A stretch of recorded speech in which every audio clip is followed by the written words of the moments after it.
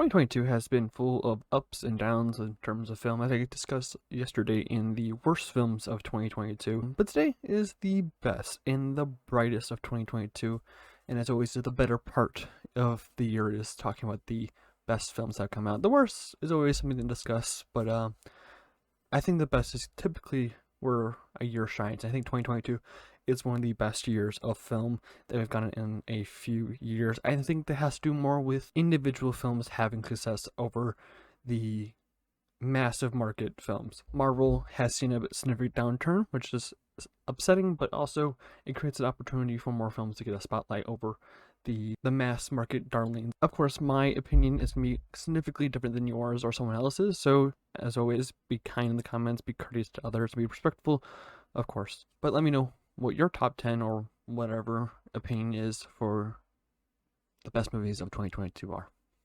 Let's get into it. Number 10, Scream 2022, Paramount Pictures. Scream is, of course, my favorite movie of all time, the 1996 version, not the 2022 version, obviously. Coming back to a requel is very hard to do, as we've seen from the Texas Chainsaw requel earlier this year that I discussed in last video. But something about the 2022 Scream is amazing. I know a lot of people didn't like it, but I loved it for the change of pace. We could kind of take off our vision from the main three of Gale, Dewey, and Sydney, and move it to the new generation, which, again, is upsetting. Sydney is my favorite protagonist of all time, especially in horror. But that being said, the new characters I fell in love with, I fell in love with the story. Just Scream 2022 has been my comfort film of the year, I think, because it's just so nostalgic at the same time. It brings a new breath into it. It's just something new and fresh that came out this year that ultimately feels like home at the same time. And I was tempted to take it out of the top 10 for some other movies, but I couldn't do it just because this film just felt so fresh, and it was just something that I could not let go of. And maybe it's nostalgia, maybe it's rose-tinted glasses, but I cannot get enough of this film. Is it the best film of the year? No. Is it going to compete with other top horror films this year? No. But it is something that I loved from the moment I sat down, from the moment I left the theater, until the last moments of 2022. It's hard to explain if you weren't in my shoes. I think just everything about it, especially with the new directors from Ready or Not, Radio Silence, it felt like a fan making a fan movie, but doing it so well that it just blends into the rest of the lore of the last four movies before this. And I think I excellently used those last four movies to build this fifth one. Of course, it's not the best film of the year, so let's move on to number 9. Number 9, The Wonder, Netflix. You guys remember how much shit I gave Netflix in the last video? Yeah, okay, so never mind all of that. So, if you were expecting Don't Worry Darling to be Florence Pugh's outstanding performance of the year, 2022 had Florence Pugh's stand-up performance of the year, and that was in The Wonder. The Wonder kind of skated under everyone's radar, I think. It takes place in 19th century Ireland, right after the famine, and it is the uttermost suspenseful, mysterious film you could get your hands on, I think, this year, in terms of drama. So everything, it can be thrilled. Like, I was stuck into this movie. Florence Pugh plays a nurse who is watching over this patient who has not eaten in like 4 months, and they don't know if it's through God or if she's tricking people or whatever. And for some reason, this film just grabs you. It really just throws you into the depths of trying to figure out yourself if she's faking it, or if this is some like D&D, like if this is going to some like horror type shit. And Florence Pugh eats this role up, quite literally. It is fantastic. I don't want to give it away because it's so good. The cinematography is beautiful. Florence Pugh, like I've been saying this whole time, gives her stand-up performance of the year. Is it the greatest thing of all time? No, but holy shit, it was good. I don't even want to give it away just because it's so good. It is a true story, but it is wonderfully done. It's you feel every emotion that Pew and every other character is feeling in this movie. It's a very Oscar baity film, but it's a really good Oscar baity film. Like, it's typically, I'm not a fan of Oscar baity films because they tend to just be too much. They know what the things they need to hit for the Oscars to consider them, and the wonder hits those, but it doesn't hold on to them for long because it knows that it needs to entertain people, and it does it super, super well. And if you have a chance to watch it, it's really good. Again, I don't want to give away. It's only an hour 45. It's not too long, and it's really good. Just give it a try. I can't give it away just because it's very, very good. So yeah, let's move on. Number 8, Bullet Train. Sony Pictures. Bullet Train is the most fun movie I've had to watch this year, and it is hilarious. It's action packed. It's stereotypical, but it reverts just basic bullshit. It's some of the most fun. It's like an Adam Sandler movie if you took out the bullshit of an Adam Sandler movie. It's full of people who are friends making a great and fun film, and, and the best thing I can make of it is that we've had such a hard time making anime and adaptations in the West, especially in live action. Like, you think of the Death Note adaptation and all that other shit. This is the best anime movie from the West in live action that we've gotten ever. And I don't think it's based off anything. I don't remember if it is. Um, but it is just so much fun.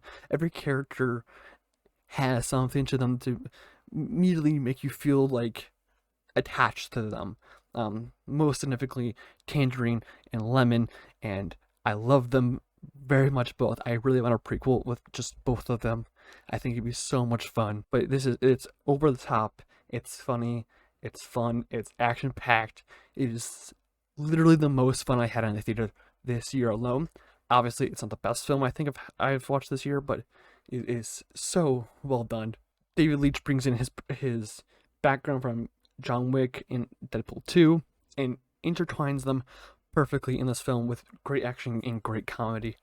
Um, very much both taking from both series and meshing them together perfectly to create the most zany, out of the pocket film of the year. If you haven't seen it, do yourself a favor because it is some of the most fun you will have. It's on Netflix right now. It's some of the most fun you'll have sitting on your couch. Not only just, it was some of the most fun I had in the theater, and I don't know why it's got 54% on Rotten Tomatoes, but it is put it up in like the 90s or 80s or something like that because it's just so much fun to watch, and I don't see how anyone can sit down and be like, this is not good, because it's honestly one of the best films of the year. Number 7, Pearl, A24. So I put on an X review, and I wasn't very kind to it then. I came around to it eventually. I started thinking about it a little bit more, started like thinking, and I felt a lot better about the film afterwards, after making that video. But Pearl was something I walked into very, very skeptical of, and I wasn't sure how I'd feel about it. And I came out of it stunned. Everything about this movie is so well done, and it really elevates X as a film itself too. Pearl, if you don't know, is a prequel to X, starring Mia Goth, who played both Maxine and Pearl in X, and this is taking place as Pearl's point of view back in 1914-ish, 1917, at the end of the First World War. And my God, Mia Goth needs to be put in the same vein as Christian Bale's Patrick Bateman. She just does it so well and so maniacally, and it is some of the best acting we've seen of the year. It should be nominated for an Oscar, but we know the Oscars hate horror movies, so they're not going to do it. But it is some of the most balls to the wall, crazy, maniacal horror, and if you really want like a gripping slasher horror this year, Pearl is a great place to start. It's like psychopathically perfect to elevate this character, who I didn't really think was that great in X. I think it was missing a lot, and seeing Mia Goth's performance in Pearl really, really gets me to like the character a lot more. Gives a lot of background to her character, obviously, to a point where I'm just utterly entranced by her performance, that she can go off at any second, and it's not the second you think that she's gonna go off. She's gonna go off a few minutes later when you think she's settled down, and it's insane. Just this movie is the most insane thing you might see all year, and my God, it is perfect for the way it does it.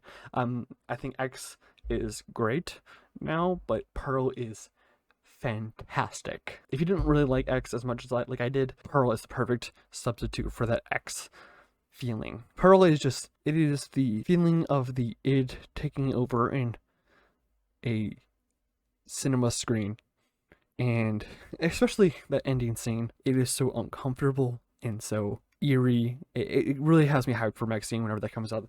I think it's coming out this year. Her monologue towards the end of the movie is some of the best acting I've seen all year. I got bad ADHD. It is real bad, but I was hanging on every word she said. It's just such a good movie. Take a look if you haven't seen it before. Number 6, The Black Phone, Universal Pictures. The Black Phone was on my top 5 halfway through the year, and The Black Phone, again, has slipped a little bit, but is still fantastic. It is scary. It is terrifying, in my own opinion, and it's just the perfect amount of King storytelling, because it's made by his son. Well, the short story was made by his son, and then Scott Derrickson infusing his sinister background and his Doctor Strange background into the whole film is just, he's some of the perfect horror movie making we've gotten this year.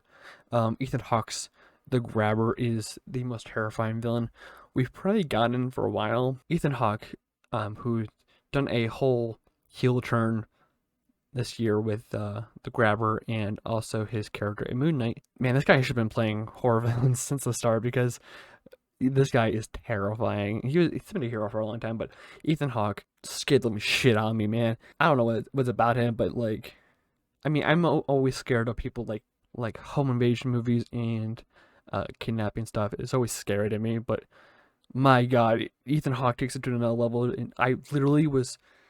You ever watched like a movie when you were a kid that scared you a little too much, and you basically, whenever you turn off the lights, you run up the stairs, or you just like run somewhere. That's what The Black Phone did to me, and I'm 20 years old. It was too scary for me, and I know Ethan Hawke's not gonna come take me on my bed, but at least I hope not. But my God, this film is beautifully shot, of like the 1970s aesthetic, at the same time sticking modern. And the 1970s aesthetic also helps it, because if you know the history behind the 1970s and the serial killers and crime back then, it is the perfect time period to place this in. Hardest hitting shit this year, and it was I had to feel my pulse multiple times throughout the movie, and it's just great. Just if you like Stephen King stuff, especially like It, chapter 1 and chapter 2, that came a few years ago, I definitely recommend checking out The Black Phone. A little less supernatural, but more realistic. So if you liked It, you'll like this movie, especially because it comes from the same family lineage of storytelling. So I definitely recommend this film. So yeah, check it out. Number 5, Nope, Universal Pictures. Nope was weird. It's a weird movie in the first place, but Nope really didn't hit for me right away. I came out of the movie a little bit disappointed after Get Out and Us were pretty fucking good, and Nope kind of just felt meh. But after thinking about it for a while and then rewatching it eventually, it's probably Jordan Peele's best movie. Nope is fantastically done. Cinematography, message, themes, scares. First of all, the chimp thing, scary as fuck. Chimps are scary in the first place, but it was terrifying opening this movie to the chimp scene, and then moving on into the actual story. It takes a while to really get into like the horror aspect of it, but when it gets there, it fucking goes off. This movie has one of the most terrifying scenes I've had the pleasure of watching. I don't know how to explain it. It's the Steven Yeun scene where he tries to push the alien. But the turns and twists of the film make for an excellent film. Going, like, if you have the chance to go into this spoiler free, go into it spoiler free, because it is some of the creepiest movie shots and moments you'll get out of the year. Nope is one of the creepiest. It's so much fun to go in and scare the shit out of. Definitely has you at the edge of your seat throughout the film. Just go into this movie blind as hell and you'll have a ton of fun. At least if you love horror movies like I do. In fact, this movie is scary as shit. Keke Palmer really shines in this. Even got her to get some attention from Twitter and eventually Marvel Studios thinking about casting her as a Marvel role. Keke Palmer should definitely be a Marvel hero. If not, definitely has my vote for Rogue. After this movie, definitely great. Daniel Kaluuya, already a Marvel hero, but he returned. I think he was Chris in Get Out, and he comes back and joins up Jordan Peele again. Damn, is he good? He is such a good actor. Probably the best actor I would say that in this movie. He plays OJ really well, and the fact that I know his name after not even looking it up is surprising and fantastic from this movie. Really establishing these characters really well. Simeon's character is the most tortured character role in this movie, and it is fantastic. And this movie is just utterly jaw-dropping. Watch this movie if you get the chance, because it is fantastic. It's one of the ones I recommend the most. Again, not a lot of movies are for everyone, and not all the movies on this list might be for everyone, but Nope deserves to be watched by everyone. Number 4, The Northman, Universal Pictures. Have you ever wanted to watch Hamlet without the bullshit Shakespeare? Because I have. Shakespeare is very, very confusing in old English ways, but The Northman is the inspiration for Hamlet, the original story that was made back all the way those many years ago, and The Northman is fantastically done. Robert Eggers is 3 for 3 with The Lighthouse, Vivitch, and The Northman, and holy fucking shit, this movie is fantastic. The Viking tale, brutality, the twists, the turns, the love story, it's just everything you want from a movie. It is the epitome of cinema. That being said, kind of still hard to watch. Hamlet, like I said, is very hard to watch in my opinion. The Northman can be very hard to watch as well. Alexander Skarsgård plays a very great role as the main character, and Attila Joy, of course, is a joy to watch, as she is in everything she is in. The Northman is the perfect Shakespeare adaptation that is not a Shakespeare adaptation. This movie is, like, unlike Nope, is not very easy to get into, and it's not for everyone, and I understand that, but here it is in my top 5. It is some of the most eye-opening and awe-inspiring filmmaking, from cinematography, from acting, from script. It's just some of the most, it's probably one of the prettiest films I've watched all year, and it really deserves all the praise it gets from me.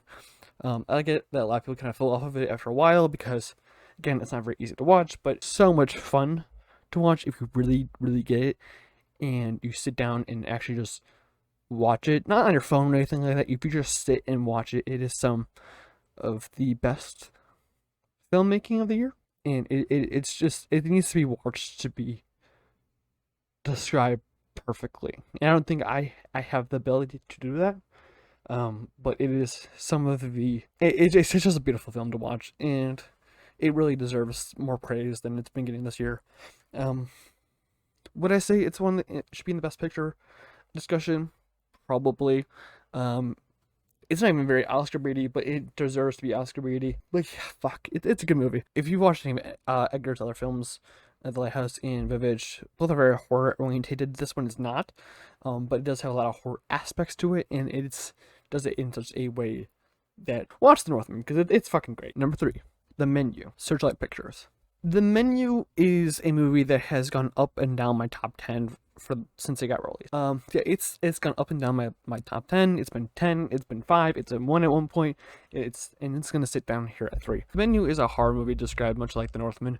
And Attila Joy has a tendency to go for movies that are really hard to explain in a few words, but The Menu is one of the most disturbing films of the year. Not the most disturbing film I've ever seen of all time. I think a lot of people have been saying it's the most disturbing because it kind of takes this turn where you don't really expect it to turn, but if you watch any other trailers, you should expect it to turn like that. But it is shocking in how it does everything, and it will get your heart racing. It will make you laugh. It'll make you just it will throw you through all the emotions. It'll throw you through a hamster wheel of emotions. And Ralph Fiennes plays probably one of his best roles since Harry Potter when he played Voldemort, and also his role in Grand Budapest Hotel. Anya Taylor-Joy ends up being on here for the second time in a row.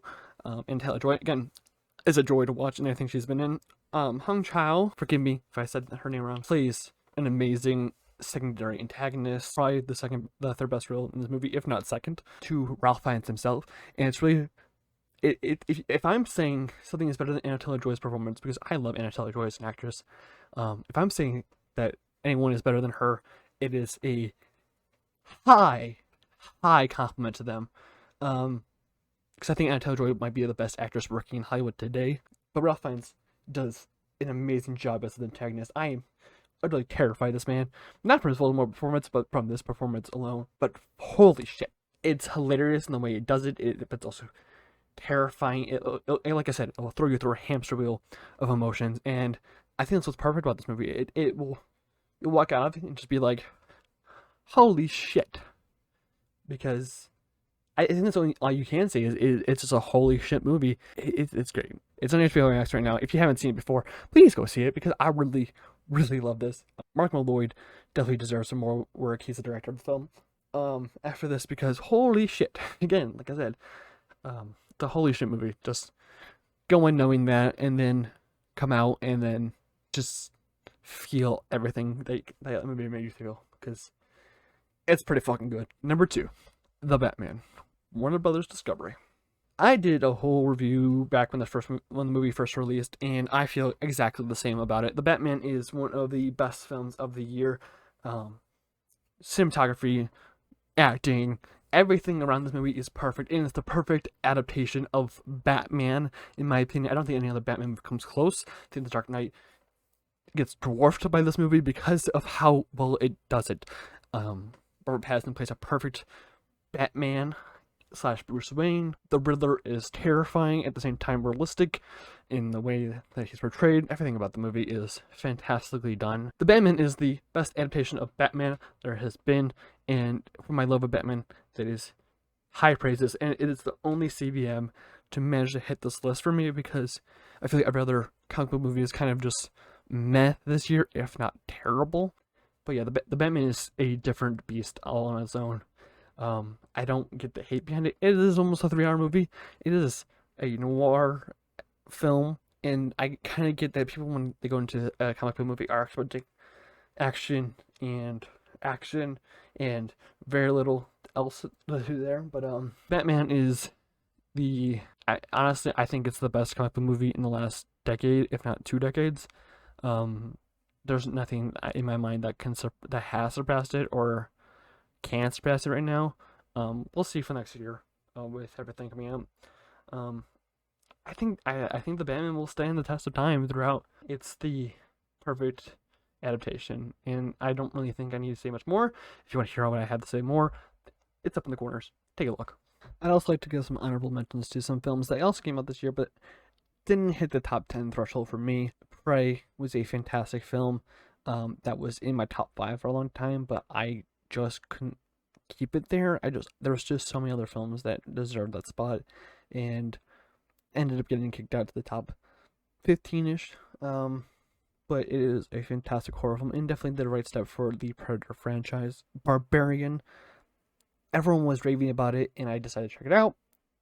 Wasn't as great as everyone was saying, but a pretty good film. And then finally, Unbearable Weight of Massive Talent still has a chokehold on. The only thing I really need to say, it's a Nick Cage playing Nick Cage, and that is just a fantastic thing to ever exist. So yeah, let's get to number 1. Number 1, Everything Everywhere All at Once, A24. The only thing that could beat the Batman in my mind is Everything Everywhere All at Once, which I have been campaigned for to win the Big 5. Everything Everywhere All at Once is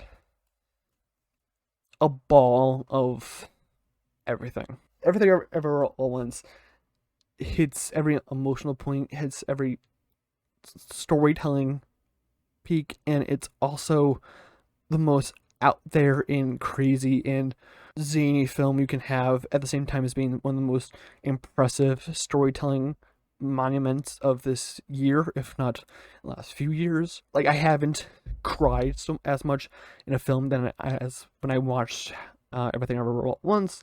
It is emotionally the most taxing on me, just because, dude, I've bawled my eyes out through half this movie. But it really, it's something else. It is.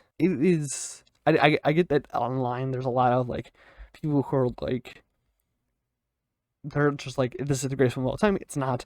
I will say that, but it is the greatest movie of 2022, and it deserves that praise. Absolutely. Because it's just some of the best filmmaking at the same time as thinking outside the box of the filmmakers' repertoire. Robert Eggers, like I said, probably one of the better filmmaking of the year with the Northman, but outside the box, he doesn't really escape from there. The Daniels did that so well with Everything Everywhere All at Once, and I'm absolutely in love with this film. I'm probably gonna go watch it after I'm editing this video. It is a magnum opus. I don't know how the Daniels will top it. I hope they will, because I am definitely gonna be stayed for the next film because of how well they made this, and it is near perfection in my opinion. I would be significantly disappointed if does not win any awards, and I'm not a big award person, but Everything Everywhere All at Once deserves as many awards as it can get. It is just that good. It's the one film I suggest for everyone, no matter what entry point you think you're in and you haven't watched it, and you have the time. Take a moment and just go watch Everything Everywhere All at Once, because it's just that great. I can't explain it. I mean, there's a point where there's sausage fingers. There's where they get turned into rocks. There's a donut. And it's the perfect storytelling, especially for a great divide that we had in generations the last few years. It really delves into that and delves into the idea of family, and it's some of the best storytelling and best filmmaking of the year, and it deserves all the praise it gets. And everyone on Twitter who goes fucking crazy over this, they have a point, but they should not be attacking people for saying that another film is better. That's just people's opinion. Like I said at the beginning of this video, everyone's opinion is going to be different, but if you haven't watched Everything Ever Once, take your time and watch it, because it's just that great. But that's all going to be for me, guys. I'm the bad taking here of the internet. Leave your opinions down below, and I will see you guys in the next video. Good night.